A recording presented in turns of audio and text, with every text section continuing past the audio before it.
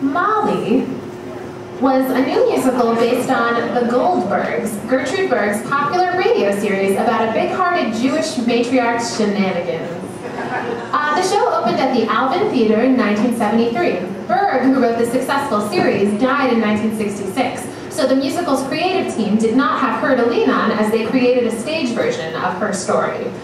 This kind of reminded me of Seussical, because it's that same idea of like the person who basically is the commodity has passed away and you have to piece together the show without them. That's the only time that Gertrude Berg will be compared to Seussical. Or Dr. Seuss, yeah. So Kay Ballard played Molly. Now this was going to be her big show. She even dropped the E from the end of her first name when a numerologist suggested this would be good luck for the musical.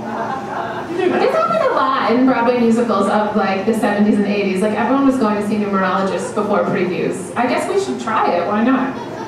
I can hear Mona Allen laughing because it happened during the show she was involved in.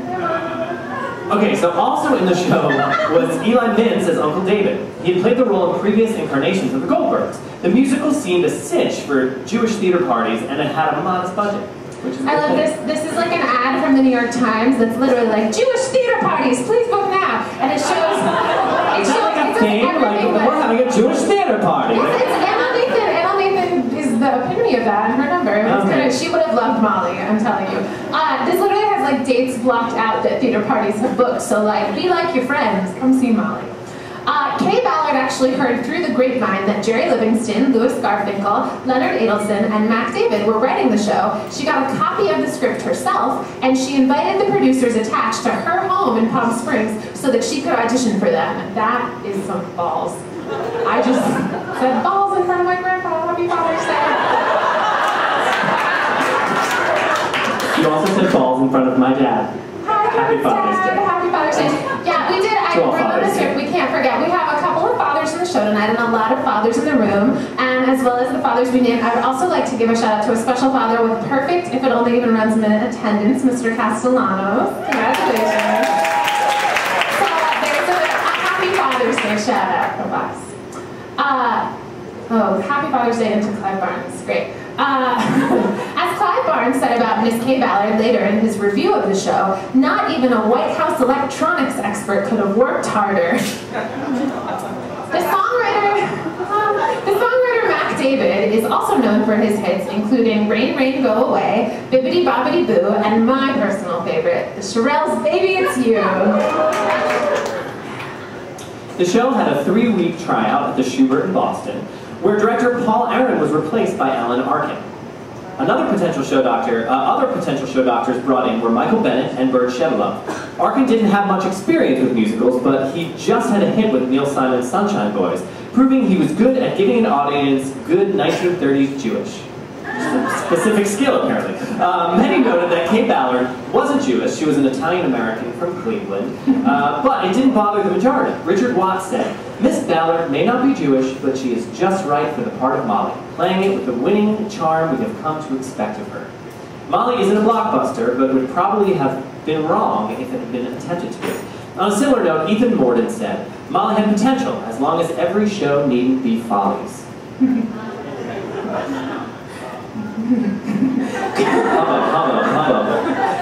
Critics spent some time in their reviews complaining about that new popular contraption, the body mic, as they made all performances sound fake to them. Also, many said that they felt like they were watching radio. Indeed, the show didn't have much of a plot, so much as it had charming characters and atmosphere. Clive Barnes, as always, gave it to us straight, as saying, "I have always been curious about the Goldbergs and Gertrude Berg. My curiosity is in no way satisfied by this musical." Newsday complained that the show had undistinguished scenery and costumes, and that, as for the book, it should drop dead, and did shortly after curtain rise. In 1973, this kind of old-fashioned George Abbott-type musical comedy couldn't fly amongst hip shows that were on the boards like Grease and Jesus Christ Superstar, as well as smart shows like Follies and Pippin. As the Daily News said, when things get tough, Molly sings about Sammy's bar mitzvah. It's just that kind of a show. That kind of review showed that even had the show had more of a plot, its style just wasn't what was appreciated at the time.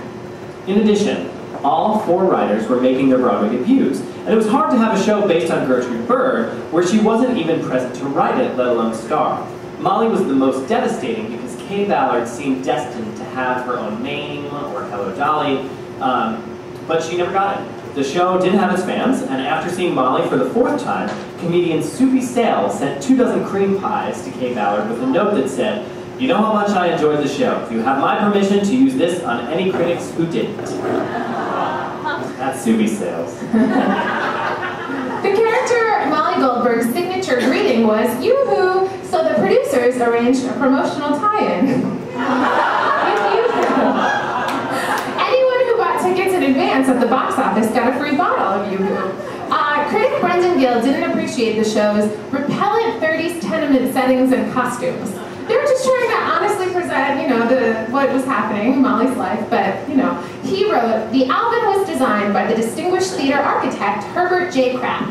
The 2 men who built the theater and made up its name out of the beginnings of their own, Alex Ahrens and Vinton Friedley, can scarcely have supposed that when the theater opened in 1927, it would someday house a musical in which fat, middle-aged women would parade around the stage in grotesque bathing suits and tennis frocks in order that fat, middle-aged women in the audience should laugh at them." Longest insult ever. That was Caleb's joke. During rehearsal, I read that and he was like, "That's the longest insult in a review." While the show was mostly lambasted, even the New York Times agreed that director Arkin and choreographer Grover Dale had lashed a talented cast into giving a mediocre show a semblance of life and chance of survival.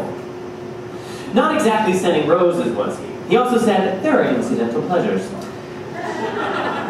If you actually, I've listened to the show. It actually is, it's very fun. I'm from Boca, and I think that Boca Raton audiences would have loved Molly, still would. And, Kay Ballard really is giving you, 400%. You can tell from, the tinny 1973 bootleg. She's something.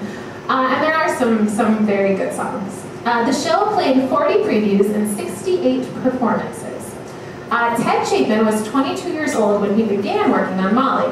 He was Alan Arkin's assistant director at the time, so when Alan came on board out of town, so did he.